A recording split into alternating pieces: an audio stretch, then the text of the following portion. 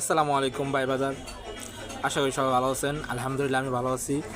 আজকে 16ই ডিসেম্বর, মহান বিজয় দিবস। আমরা এই দিনটি খুবই সম্মানের সাথে এবং কীভাবে ভালোবাসার সাথে দিনটি উপভোগ করেছি এবং সকালবেলা উঠে শহীদ মিনারে ফুল দিয়েছি। আশা করি সবারই দিনটা খুব সুন্দর গেছে। আলহামদুলিল্লাহ আমার দিনটাও খুবই ভালো গেছে। আমি চাই এমন দিন প্রতিটা বছরই আমাদের জীবনে ফিরে আসুক। 1971 সাল থেকে আজ পর্যন্ত যারা দেশের জন্য কাজ করেছে এবং শহীদ হয়েছেন তাদেরকে জানাই অন্তরের গহীন স্থল থেকে শ্রদ্ধা এবং ভালোবাসা। আমরা চাই সুন্দর একটা দেশ এবং দেশের সার্বভৌমত্ব রক্ষার ক্ষেত্রে যেই সব দল আমাদের সাথে থাকবে তাদের আমরা এগিয়ে নিয়ে যাওয়ার জন্য।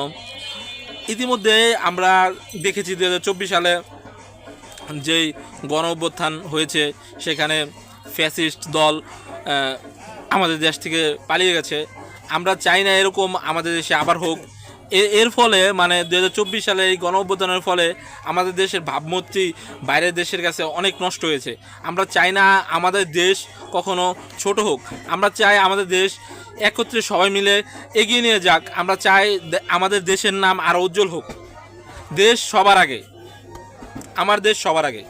বিজয় দিবস সফল হোক এবং সবার ভালো কাটুক, এই ব্যক্ত করে আমার বক্তব্য শেষ করছি। আসসালামু আলাইকুম।